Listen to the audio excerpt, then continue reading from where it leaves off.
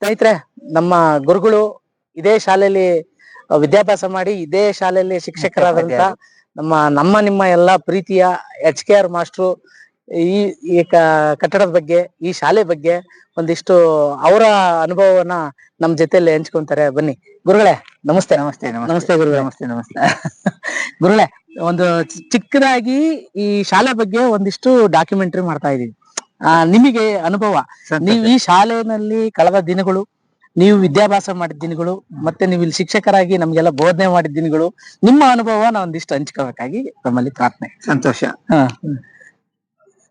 ಈ ಕಟ್ಟಡ ಬ್ರಿಟಿಷರ್ ಕಾಲದ್ದು.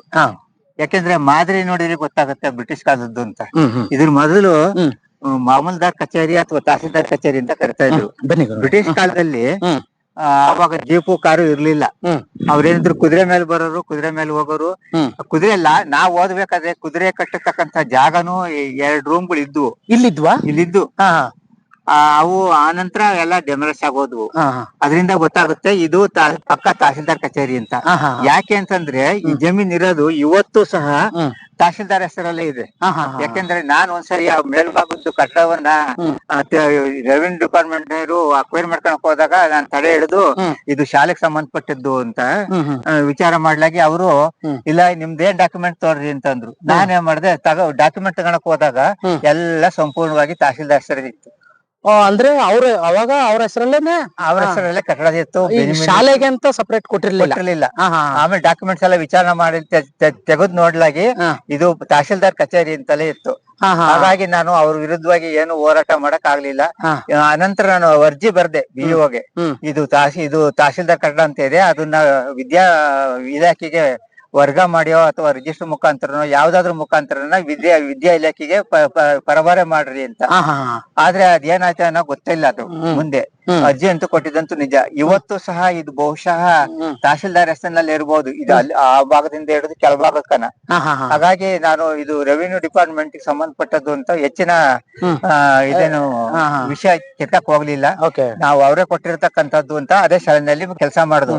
ನಾವು ಈ ಶಾಲೆಗೆ 1960, 61, 61, 62, 63, 64 3 ವರ್ಷ ಕಾಲ ಇಲ್ಲಿ ವಿದ್ಯಾಭ್ಯಾಸ ಮಾಡಿದೆ. ಅಲ್ಲಿಗೆ ಹೆಚ್ಚು ಕಮ್ಮಿ 68 ವರ್ಷ, 68-70 ವರ್ಷದ ಹಿಂದೆ. ಆಯ್ತಲ್ಲ, ಅಲ್ಲಿಗೆ 68 ವರ್ಷದ ಹಿಂದೆ ನೀವು ಹುಡುಗರಾಗಿ ಇಟ್ಕೊಂಡು ವಿದ್ಯಾಭ್ಯಾಸ ಅವಾಗ ನಮ್ ಗುರುಗಳಾಗಿರ್ತಕ್ಕಂಥ ಎಂ ನಾಗಯ್ಯನವ್ರು ಇದೇ ಪಕ್ಕದಲ್ಲಿ ಇರ್ತಾರಲ್ಲ. ಎಂ ನಾಗಯ್ಯನವರು, ಜನಶಕಯ್ಯನವರು, ಭಾಸ್ಕರಾಚಾರ್ಯರು, ನಿಮ್ಮ ಗುರುಗಳ ಭಾಸ್ಕರಾಚಾರ್ಯ, ಶ್ರೀನಿವಾಸ ಅಯ್ಯನವರು, ಚಿಬ್ಲಾಪುರ, ಇದೆಲ್ಲ ನಮ್ ಗುರುಗಳು. ಅನಂತರ ನಾನು ಇಲ್ಲಿಂದ ಪ್ರೌಢಶಾಲೆಗೆ ಅಲ್ಲಿಗೆ ಹೋದೆ. ಅಲ್ಲಿ 3 ವರ್ಷ ವಿದ್ಯಾಭ್ಯಾಸ ಮಾಡಿದೆ. ಅಲ್ಲಿ ವಿದ್ಯಾಭ್ಯಾಸ ಮಾಡಿದ್ಮೇಲೆ ಇದನ್ನ ಮುಗಿಸಿ ಹೈಸ್ಕೂಲ್ ಅಲ್ಲಿ ಮುಗಿಸಿ ಆಮೇಲೆ ನೀವು ಇಲ್ಲೇ ಶಿಕ್ಷಕರಾಗಿ ಬಂದ್ರಿ. ಅಲ್ಲಿ ಮುಗಿಸ್ಕೊಂಡು ನಾನು ಇನ್ನ ವಿದ್ಯಾಭ್ಯಾಸ ನಮ್ ಗುರುಗಳಾಗಿರ್ತಕ್ಕಂತಹ BS NGL ಅವರೆಲ್ಲ ಇದ್ರಲ್ಲ, ಅವ್ರು ಇನ್ನ ವರ್ಕ್ ಮಾಡ್ತಾ ಇರ್ಬೇಕಾದ್ರೆ ನಾನು ಸೆಕೆಂಡರಿ ಸ್ಕೂಲ್ ಅಸಿಸ್ಟೆಂಟ್ ಮಾಸ್ಟರ್ ಆಗಿ ಅವ್ರ ಪಕ್ಕಕ್ಕೆ ಹೋಗಿ ನಿಂತ್ಕೊಂಡೆ. ನೋಡ್ರಿ ಕಟ್ಟಿ ಬೆಸ್ಟ್ ನಾ ಇದೇ ಶಾಲೆನಲ್ಲಿ ಓದ್ಕೊಂಡು ನಮ್ಗೆ ಸರಿಸಮಾನವಾಗಿ ನೀನು ಶಿಕ್ಷಕನಾಗಿದ್ದೀರಿ ಅಂತ ಸಂತೋಷ ಪಟ್ರು. ಈಗ ಬಿಲ್ಡಿಂಗ್ ವಿಚಾರದಲ್ಲಿ ನಾವು ಈ ಚರ್ಚೆ ಮಾಡ್ತಾ ಇದೀವಿ. ಈಗ ನೀವು ನೋಡಿದಾಗೆ ನಮ್ ಜಿಲ್ಲೆಯಲ್ಲಿ ಎಲ್ಲೂ ಇಲ್ಲ ಈ ತರದ ಬಿಲ್ಡಿಂಗ್. ಎಲ್ಲೂ ಇಲ್ಲ. ಆಮೇಲೆ ಇದು ಬ್ರಿಟಿಷ್ ಕಾಲದ್ದು, ಅದ್ರ ಬಗ್ಗೆ ಏನಾರ ನಿಮ್ಗೆ ಮಾಹಿತಿ? ಬ್ರಿಟಿಷ್ ಕಾಲದ್ದೇ ಪಕ್ಕ, ಇದು ಬ್ರಿಟಿಷ್ ಕಾಲದ್ದೇ. ಯಾಕೆಂತಂದ್ರೆ ಇಲ್ಲಿ ತಹಸೀಲ್ದಾರ್ ಮಾಮೂಲ್ದಾರ್ ಕಚೇರಿ ಅಂತ ಹೇಳಿದ್ನಲ್ಲ, ಅದಾಗಿದ್ದರಿಂದ ಇದು ಬಹುಶಃ ಉಳಿಯಾರ್ ಮೊದಲು ತಾಲೂಕ್ ಆಗಿತ್ತೋ ಏನೋ ಗೊತ್ತಿಲ್ಲ. ಹಾಗಾಗಿ ತಾಲೂಕ್ ಕಚೇರಿ ಇಲ್ಲೇ ಇತ್ತು ಅಂತ ತಿಳಿದು ಬರುತ್ತೆ. ರೆಕಾರ್ಡ್ ನೋಡಿದಾಗ ಮಾತ್ರ ತಹಸೀಲ್ದಾರ್ ಹೆಸರಿನಾಗೆ ಇರೋದು. ಹಾಗಾಗಿ ಇದು ಪಕ್ಕ ತಹಸೀಲ್ದಾರ್ ಸಂಬಂಧಪಟ್ಟಿದ್ದೆ ಅಂತ ಹೇಳಿದ್ರು. ಹೇಳ್ತಿದೀನಿ ನಾನು ಅಷ್ಟೇ. ಆಮೇಲೆ ಇದು ಬಿಲ್ಡಿಂಗ್ ಆಕೃತಿ ಇದು ನೋಡಿದ್ರೆ ನಿಮ್ಗೆ ಆಕೃತಿ ಇದೆ. ಪ್ರತಿಯೊಂದು ಎಂಟ್ರೆನ್ಸ್ ಬಾಗ್ಲಲ್ಲಿ ನೋಡ್ರಿ ಚರ್ಚ್ ಆಕೃತಿ ಇದೆ. ಈ ತರ ಇದೆ. ಅದರಿಂದ ಇದು ಬ್ರಿಟಿಷ್ ಕಾಲದ್ದು ಅನ್ನೋದು ಸಂಪೂರ್ಣವಾಗಿ ಎಲ್ಲರಿಗೂ ಮಾಹಿತಿ ಆಗುತ್ತೆ. ಮೊದಲು ತಹಸೀಲ್ದಾರ್ ಕಚೇರಿ ಆಗಿ ಅನಂತರ ಇದು ಶಿಕ್ಷಣ ಇಲಾಖೆಗೆ ವರ್ಗಾಯಿಸಿ. ಇದು ಮೊದ್ಲು ಕೋರ್ಟ್ ಆಗಿತ್ತು ಅಂದ್ರೆ ತಹಸೀಲ್ದಾರ್ ಕೋರ್ಟ್. ಸರಿ. JMFC ತಹಸೀಲ್ದಾರ್ ಕೋರ್ಟ್ ಮಧ್ಯೆ ಹಾಲ್ ಇದೆಯಲ್ಲ, ಅದೇ ತಹಸೀಲ್ದಾರ್ ಹಾಲು. ಅದು ಹಾಗೆ ಕಾಣುತ್ತೆ. ಹಾಗೆ ಕಾಣಿಸುತ್ತೆ. ಹೌದೌದು. ಆಮೇಲೆ ಗುರುಗಳೇ, ಈ ಬಿಲ್ಡಿಂಗ್ ಸುಮಾರು 150 ವರ್ಷ ಆಗಿರ್ಬೋದಾ? ಬಿಲ್ಡಿಂಗ್ ಶಾಲೆ ಪ್ರಾರಂಭವಾಗಿ 1922ರಲ್ಲಿ. ಅದಕ್ಕಿಂತ ಮೊದಲೇ ಬ್ರಿಟಿಷರ ಕಾಲದ್ದೇ ಇದಾಗಿರೋದು. 1922 1922ರಲ್ಲಿ ಪ್ರಾರಂಭ ಆಯ್ತು. ಅದಕ್ಕಿಂತ ಮೊದ್ಲೇ ತಹಸೀಲ್ದಾರ್ ಆಫೀಸ್ ಆಗಿತ್ತಲ್ಲ, ಅದರಿಂದ ಅದ್ರ ಹಿಂಭಾಗದ್ದು ಡೀಟೇಲ್ಸ್ ನಮಗೆ ಅದರಿಂದ ತಹಸೀಲ್ದಾರ್ ಆಫೀಸ್ ನಲ್ಲಿ ಸಿಗುತ್ತೆ. ಆಮೇಲೆ ಗುರುಗಳೇ, ಈ ಶಾಲೆಗೆ ಸಂಬಂಧಪಟ್ಟಂಗೆ ಈ ದಾನ ಯಾವ್ದಾದ್ರು ಜಮೀನು ಅಡಿಷನಲ್ ಆಗಿ ಖಂಡಿತ ಇದೆ.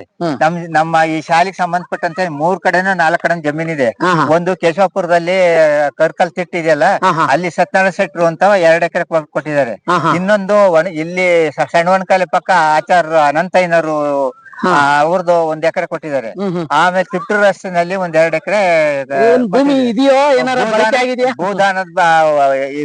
ಭೂದಾನ ಬಂತಲ್ಲ, ಆ ವರ್ಷದಲ್ಲಿ ಇವರೆಲ್ಲ ಭೂದಾನವನ್ನ ನಮ್ಮ ಶಾಲೆಗೆ ಬರೆದಿದ್ದಾರೆ. ಅದಕ್ಕೆ ಸಂಬಂಧಪಟ್ಟಂತ ದಾಖಲಾತಿಗಳು ಅಲ್ಲಿ ಶಾಲೆನಲ್ಲಿ ಇದಾವೆ.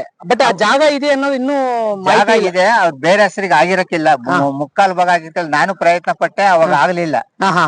ಒಳ್ಳೊಳ್ಳೆ ಜಮೀನು. ಇವಾಗ ಇದು ವಾಸವಿ ಸ್ಕೂಲ್ ಪಕ್ಕ ಇರ್ತಕ್ಕಂಥದ್ದು ಕೋಟ್ಯಾಂತರ ರೂಪಾಯಿಗೆ ಹೋಗುತ್ತೆ. ಆಮೇಲೆ ಕೇಶವಪುರದಾಗ ಇರೋದು ಅದು ಹೆಚ್ಚು ಕಡಿಮೆ ಲಕ್ಷಗಟ್ಲೆ ಹೋಗುತ್ತೆ. ಆಮೇಲೆ ಶಾಲೆಗೆ ಬಡತನ ಇಲ್ಲ, ಎಲ್ಲವನ್ನು ನಾವು ಬಿಡಿಸ್ಕೊಂಡ್ರೆ ರೆಕಾರ್ಡ್ ಇದೆ. ಭೂದಾನ ಕಾಲದಾಗ ಆಗಿರ್ತಕ್ಕಂಥ ದಾನಪತ್ರಗಳನ್ನು ತೆಗೆದುಕೊಂಡು ನೋಡಿದ್ರೆ ಇದನ್ನೆಲ್ಲವನ್ನು ಪುನಃ ವಶಪಡಿಸ್ಕೋಬಹುದು. ಆಮೇಲೆ ಈ ಬಿಲ್ಡಿಂಗ್ ನ ನವೀಕರಣಿಸ್ಬೇಕು ಅಂತ ಇದೀವಿ. ಹೌದು. ಈಗ ಏನಾಗಿದೆ, ಬಿಲ್ಡಿಂಗ್ ದಿನ ಕಳೆದಂಗೆ ಈಗ ಮನುಷ್ಯ ಮಾಡಿದ್ದು ಇನ್ನೂ ಕಮ್ಮಿ ಆಗ್ತದೆ. ಆದ್ರೂನು ಅವತ್ತಿನ ಕಾಲದ ಟೆಕ್ನಾಲಜಿಲಿ ಇಟ್ಕೊಂಡು ಇಷ್ಟು ವರ್ಷ ಬಂದಿದೆ ಅಂತಂದ್ರೆ ಅವತ್ತಿನ ನಮ್ಮೆಲ್ಲ ಪುಣ್ಯ ಈ ಬಿಲ್ಡಿಂಗ್ ಇಲ್ಲಿವರೆಗೂ ಉಳ್ಕೊಂಡಿರೋದು. ಇನ್ನು ನೀವು ಈಗೆಲ್ಲ 3 ಜನರೇಷನ್, ನೀವು ನಿಮ್ ಮಗ ಮೊಮ್ಮಕ್ಳು ಎಲ್ಲ ಆಗಿದ್ದಾರೆ. ಈಗ ಇನ್ನೂ 4 ತಲೆಮಾರುಗಳು ಉಳ್ಕೋಬೇಕು ಅಂದ್ರೆ ಈ ಬಿಲ್ಡಿಂಗ್ ಬಗ್ಗೆ ನಾವು ಜವಾಬ್ದಾರಿ ತಗೋಬೇಕು ಅನ್ನೋದು ನಮ್ದು. ಹೌದು. ಇದನ್ನ ರೆಡಿ ಮಾಡಿ ಸ್ಮಾರಕವಾಗಿ ಉಳಿಸ್ಬೇಕು ಅನ್ನೋ ಪ್ರಯತ್ನ ಇದೆ. ಹಾಗಾಗಿ ನಿಮ್ಮ ಜೊತೆಯಲ್ಲಿ ಇರುವಂತ ಸ್ನೇಹಿತರುಗಳನ್ನೆಲ್ಲ ಸೇರಿಸಿ, ನಾವು ಇದೇ ಶಾಲೆಯಲ್ಲಿ ಓದಿರೋ ನಮ್ಮ ಸ್ನೇಹಿತರುಗಳನ್ನ ಸೇರಿಸ್ತೀವಿ. ಹಾಗಾಗಿ ಒಂದು ವೇದಿಕೆ ಮಾಡಿ ಎಲ್ಲಾರನ್ನೂ ಒಂದೇ ವೇದಿಕೆಯಲ್ಲಿ ಕೂರಿಸಿ ಬಿಲ್ಡಿಂಗ್ ನ ರಿಪೇರಿ ಮಾಡಿಸಿ ಒಂದು ಸ್ಮಾರಕವಾಗಿ ಉಳಿಸ್ಬೇಕು ಅನ್ನೋದೊಂದು ಪ್ರಯತ್ನ ಈ ವಿಡಿಯೋ ಮುಖಾಂತರ ಎಲ್ಲರಿಗೂ ಹೇಳ್ತಾ ಇದೀವಿ. ಹಾಗಾಗಿ ಮುಂದಿನ ದಿನಗಳಲ್ಲಿ ನಿಮ್ಮ ಸಹಕಾರ, ನಿಮ್ಮ ಆರೈಕೆ ಎಲ್ಲಾದು ನಮ್ ಜೊತೆಲಿ ಇರುತ್ತದೆ ಅಂತೇಳಿ ನಾನು ಸಹಕಾರ ಖಂಡಿತ ಭಾವಿಸ್ತೀನಿ. ಅಂತ ಅದೃಷ್ಟ ಅಂದ್ರೆ ಈ ತರದನ್ನ ತುಂಬಾ ಜನಕ್ಕೆ ಬದುಕು ಕಟ್ಕೊಟ್ಟಿದೆ. ಈ ನನಗೆ ಗೊತ್ತಿರೋ ಹಾಗೆ ಎಷ್ಟೋ ವಿದ್ಯಾರ್ಥಿಗಳಿಗೆ ಸಂಸ್ಕಾರ ಕಲ್ಸ್ಕೊಟ್ಟಿದೆ, ಬದುಕೋ ದಾರಿ ಕಲ್ಸ್ಕೊಟ್ಟಿದೆ. ಇಲ್ಲಿ ಓದಿರ್ತಕ್ಕಂಥ ವಿದ್ಯಾರ್ಥಿಗಳು ಎಲ್ಲ MBBS MD ಆಗಿದ್ದಾರೆ. ಉದಾಹರಣೆಗೆ ಇಲ್ಲಿ ಮೂಳೆ ಡಾಕ್ಟರ್ ಆಗಿ ಒಬ್ರಿದ್ದಾರೆ, LD ಶ್ರೀನಿವಾಸ್, LD ಅಮರನಾಥ್ ಅಂತ. ಅಮರನಾಥ್ LD ಶ್ರೀನಿವಾಸ್ ಇಬ್ರು ಸಹ ಇದೇ ಶಾಲೆನಲ್ಲಿ ಓದ್ದವ್ರೆ. ಒಳ್ಳೆ ಹೆಸರು ಪಡೆದಿರ್ತಾರೆ, ಒಳ್ಳೆ ಡಾಕ್ಟರ್ ವೃತ್ತಿಯನ್ನ. ಈಗ ಅವ್ರನ್ನೆಲ್ಲ ಈ ವಿಡಿಯೋ ಮುಖಾಂತರ ಅವ್ರಿಗೆ ಗಮನಕ್ಕೆ ಹೋಗುತ್ತೆ. ಅವರೆಲ್ಲರೂ ನಮ್ ಜೊತೆಲಿ ಸಂಪರ್ಕಕ್ಕೆ ಬರ್ತಾರೆ. ಇದೊಂದು ಪ್ರಯತ್ನ ಎಲ್ಲರೂ ಬಂದು ಇದು ನಮ್ಮ ಶಾಲೆಯನ್ನ ಅಭಿಮಾನದಲ್ಲಿ ಇದು ಜೀರ್ಣೋದ್ಧಾರ ಮಾಡಿ 150ನೇ ವರ್ಷದ್ದು ಒಂದು ಸಂಭ್ರಮಾಚರಣೆ ಮಾಡ್ಬೇಕು ಅನ್ನೋದಕ್ಕೋಸ್ಕರ ಈ ಸಿದ್ಧತೆ ನಡೀತಾ ಇದೆ. ಹಾಗಾಗಿ ತಮ್ಮೆಲ್ಲರ ಸಹಕಾರ, ಈ ವಿಡಿಯೋ ನೋಡ್ತಾ ಇರೋಂತ ಹಳೆ ವಿದ್ಯಾರ್ಥಿಗಳು ಎಲ್ಲಾರು ಸೇರಿ ಇದೊಂದು ಸಂಭ್ರಮಿಸೋಣ ಅನ್ನೋ ಒಂದು ಉದ್ದೇಶಕ್ಕೋಸ್ಕರ ಈ ವಿಡಿಯೋ ಮಾಡ್ತಾ ಇದೀವಿ ಗುರುಗಳೇ. ತಾವು ಸಮಯ ಬಂದು ನಮ್ಗೆ ಎಲ್ಲ ನೀವು ಕಲಿಸಿದ್ದೆ. ಈಗ ನಾವ್ ಇವತ್ತು ಏನಾರ ಸಮಾಜದಲ್ಲಿ ಏನಾರ ಮಾಡಿದೀವಿ ಅಂದ್ರೆ ನೀವು ಜಿಂಟಿ ಹೇಳ್ಕೊಟ್ಟಿರೋಂತ ವಿದ್ಯೆ ನಮ್ ಶಿಷ್ಯರ, ಅದು ನಮಗ್ ಖುಷಿ ಇದೆ. ಅದ್ರಲ್ಲೂ ನಮ್ಮ ಹೆಮ್ಮೆ ಉಳಿಯಾರ ಇದು ಸಾಂಸ್ಕೃತಿಕ ನಾಡು. ಎಷ್ಟು ಈಗ ನಾವು ಉಳಿಯಾರ್ನಲ್ಲಿ ಬೇರೆ ಕಡೆ ಇಲ್ದಿದ್ದೆಲ್ಲ ಉಳಿಯಾರಲ್ಲಿದೆ. ಹೌದು. ತುಂಬಾ ಶಾಂತಿತೆಯ ಇದು ತೋಟ ಅಂತ ಏನೋ ಹೇಳ್ತಾರಲ್ಲ, ಹಂಗೆ ಎಲ್ಲದೂ ಚೆನ್ನಾಗಿದೆ. ಅದನ್ನ ಉಳಿಸ್ಕೊಳ್ಳೋ ಪ್ರಯತ್ನ ಮಾಡೋಣ ಅನ್ನೋದೊಂದು ನಮ್ಗೆ ಇದೆ. ಹೌದು. ಹಾಗಾಗಿ ದಯವಿಟ್ಟು ನೀವು ಬಂದು ನನಗೆ ಈ ವಿಡಿಯೋ ಕೊಟ್ಟಿದ್ದಕ್ಕೆ, ಈ ಸಂದರ್ಶನ ಮಾಡಿದ್ದಕ್ಕೆ ಗುರುಗಳಿನ ವಂದನೆಗಳು.